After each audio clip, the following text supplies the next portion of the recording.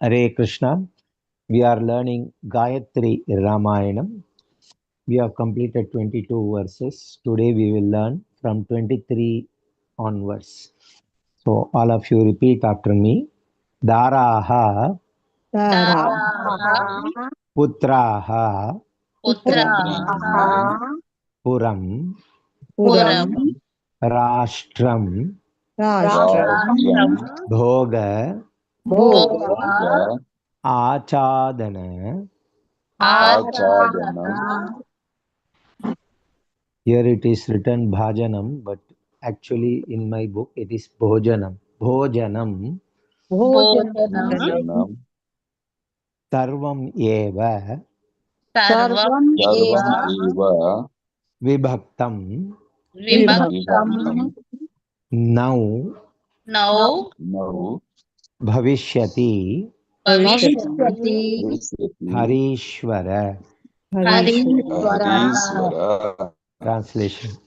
O Lord of Monkey, this kingdom, children, affluences, and luxuries are our common wealth. Let us share them equally. Let us learn part by part. Daraputra Puram Rashtram Daraputraha Puram Rashtam Bhogachadana Bhojanam Bhojanam Sarvam Eva Vibhaktam Now Sarvam Vibhaktam Bhavishyati Harishvara. Bhavishyati Harishvara. Now two parts. Daraputra Puram Rashtram Bhogachadana Bhojanam. Daraputraha Puram Rashtam Bhogas Bhojanam Sarvam Eva Vibhaktam Now Bhavishyati Harishvara. Sarvam Eva Vibhaktam Now Bhavishyati Harishvara. It is written here no, it is now. Okay, double line hai upar. Pura shloka. Daraputra Puram Rashtram Bhogachadana Bhojanam Sarvam Eva Vibhaktam Now Bhavishyati Harishvara. Daraputraha Puram Rashtam Bhogas Bhojanam Sarvam Eva Vibhaktam Now Bhavishyati Harishvara. Now we will learn in the tune. Daraputra Puram Rashtram Daraputrapuram Rashtam Daraputra Puram Rashtram Daraputrapuram Rashtam Bhogachadana Bhojanam Bhogachadana Bhojanam Bhogachadana Bhojanam Bhogachadana Bhojanam Sarvam Eva Vibhaktam Now Sarvam Eva Vibhaktam Sarvam Eva Vibhaktam Now Sarvam Eva Vibhaktam Bhavishyati Harishvara. Bhavishyati Harishvara Bhavishyati Harishvara. Bhavishyati Harishvara.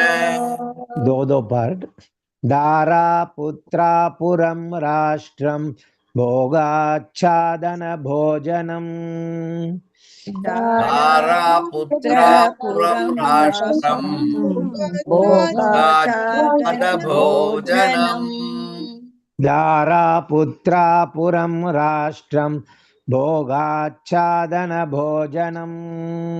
Daraputra Puram Rashtam Bhogachadana Bhojanam.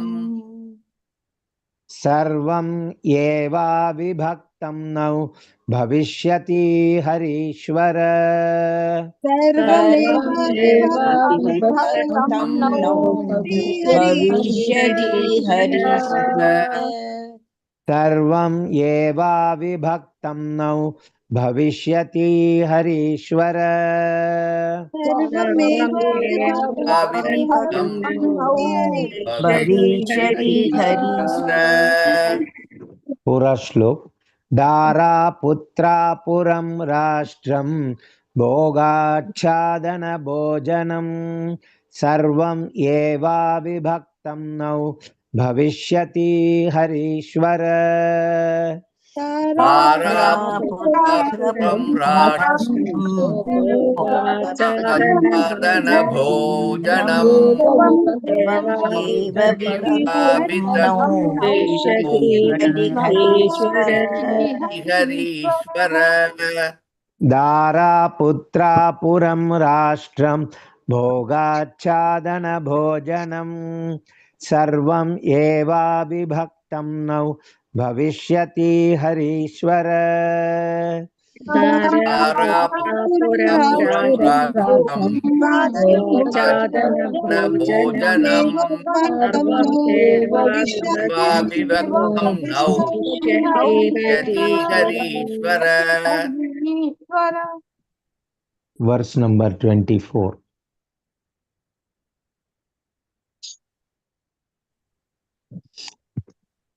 माता जी थोड़ा ऊपर नीचे करेंगे because first part is not seen जो भी आप दिया है ना I am not able to see नीचे नीचे Prabhu ji, word individual words now you can see. नो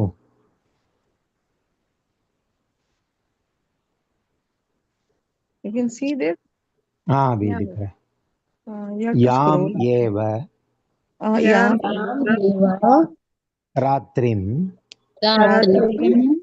शत्रुघ्नः Shatrugna.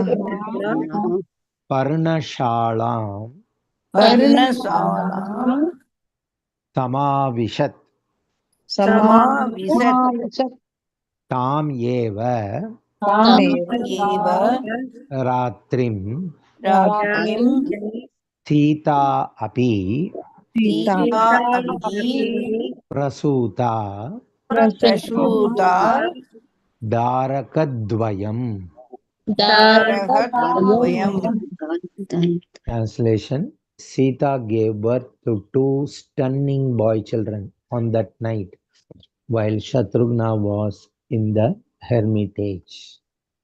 Let us learn the shloka. Yam eva ratrim Shatrughnaha एव रात्रिं Shatrughan Parnashalam Samavishat. पर्णशालां समाविशत् Tam eva ratrim Sitapi एव रात्रिं सीतापि Prasuta Darakadvayam. प्रसूताद्वयम् Yam eva ratrim Shatrughnaha Parnashalam Samavishat.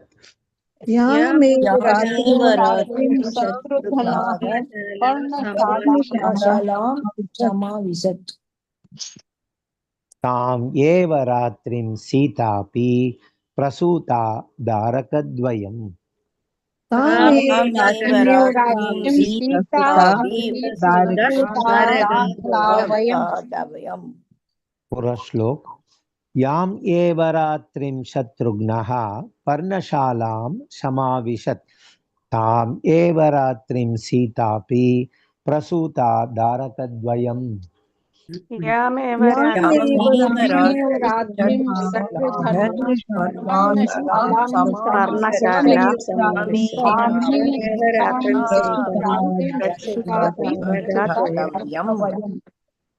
Let us learn in the tune. Yam eva ratrim Shatrughnaha यामेव रात्रिंशत्रुघ्नः यां एव रात्रिं शत्रुघ्नः यामेव रात्रिंशत्रुघ्नः पर्णशालां समाविशत् पर्णशालां समाविशत् पर्णशालां समाविशत्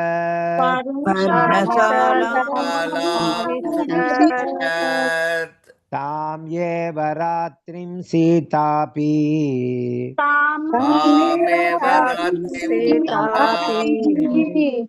तां एव रात्रिं सीतापि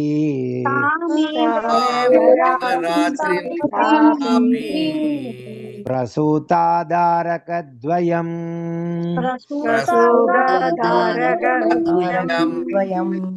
प्रसूतादारकद्वयम्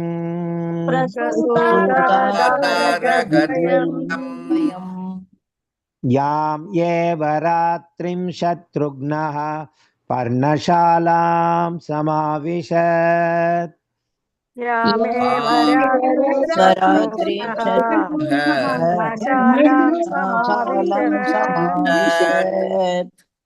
यां एव रात्रिं शत्रुघ्नः पर्णशालां समाविशत्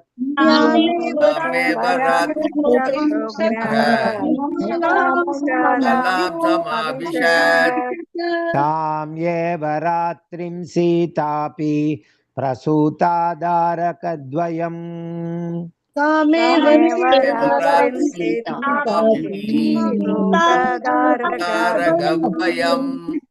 तां एव रात्रिं सीतापि प्रसूतादारकद्वयम्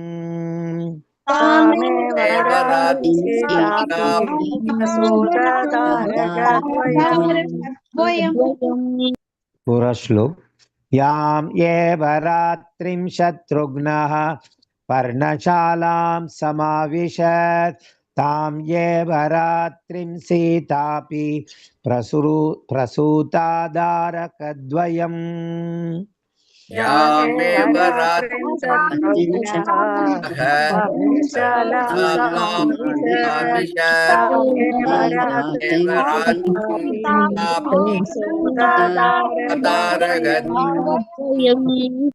यां एव रात्रिं शत्रुघ्नः पर्णशालां समाविशत् तां एव रात्रिं सीतापि प्रसूतादारकद्वयम् यामेव रात्रिं सीतापि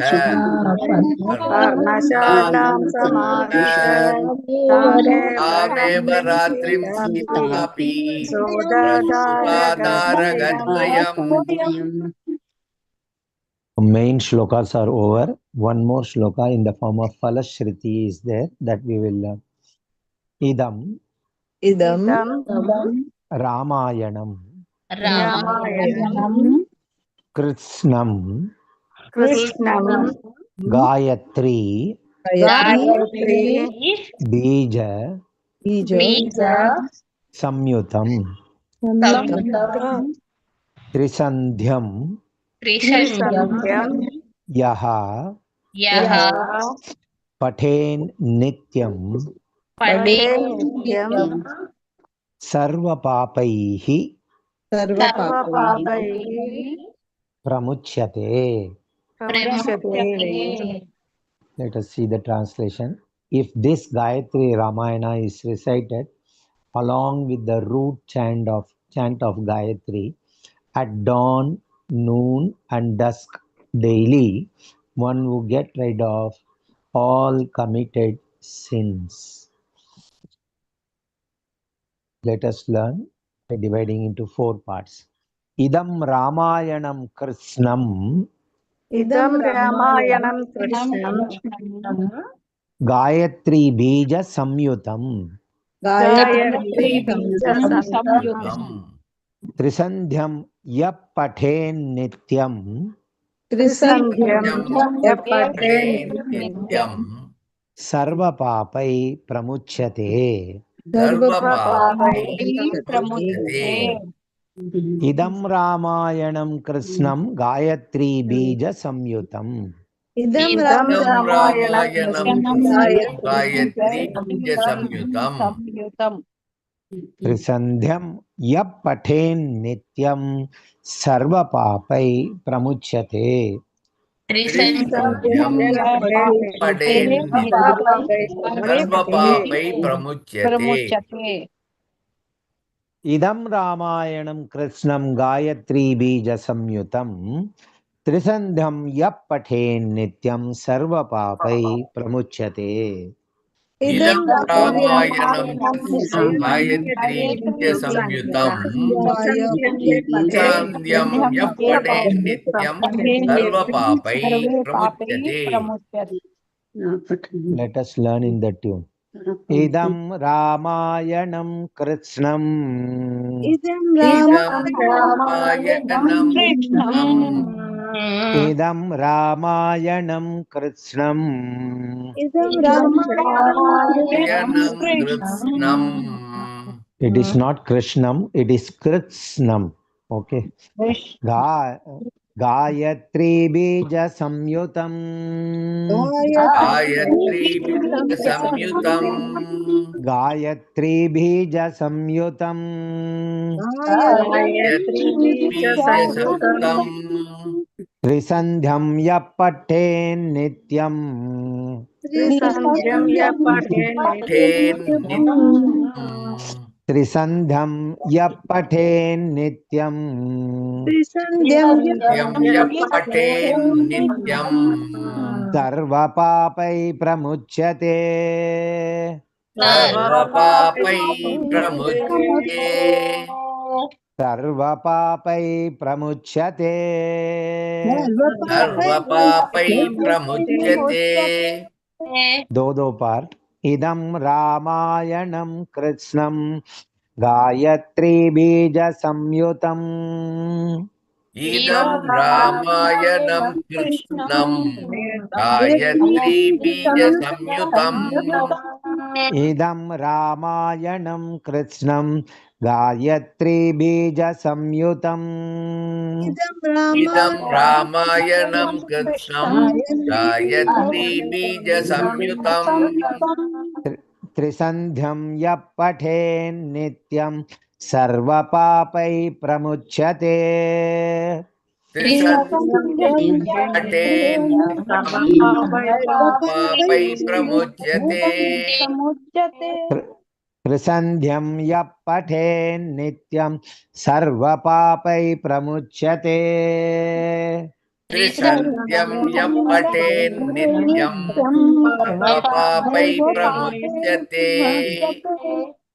फुल् श्लोक इदं रामायणं कृष्णं गायत्री बीज संयुतं त्रिसन्ध्यं यः पठेन्नित्यं सर्वपापै प्रमुच्यते इदं रामायणं कृष्णं गायत्री बीजसंयुतं सन्ध्यं यः पठेन्नित्यं सर्वपापै प्रमुच्यते इदं रामायणं कृष्णं गायत्री बीज संयुतं त्रिसन्ध्यं यः पठेन्नित्यं सर्वपापै प्रमुच्यते इदं रामायणं कृष्णं गायत्री बीजसंयुतं त्रिसन्ध्यं यः पठेन्नित्यं सर्वपापै प्रमुच्यते हरे कृष्ण आज सीखा हुआ श्लोक एक मेरे से पारायण होगा आप लोग सिर्फ सुनना 23 to 25 after that I will say maha mantra and then only everything will be completed दारा पुत्रा पुरं राष्ट्रं भोगाच्छादन भोजतं भोजनं सर्वं एवाविभक्तं नौ भविष्यति हरीश्वर यां एव रात्रिं शत्रुघ्नः पर्णशालां समाविशत् ताम् एव रात्रिं सीतापि प्रसूतादारकद्वयम् इदं रामायणं कृष्णं गायत्री बीजसंयुतं त्रिसन्धं यः पठेन्नित्यं सर्वपापै प्रमुच्यते इति श्री गायत्री रामायणं संपूर्णम्. All of you repeat after me. Hare Krishna, Hare Krishna, Hare Krishna, Hare Krishna, Krishna Krishna, Hare Hare, Krishna Krishna Krishna, Krishna Hare Hare Hare, Hare Hare Rama, Hare Rama, Hare Rama, Hare Rama, Rama Rama, Hare Hare, Rama Rama Rama,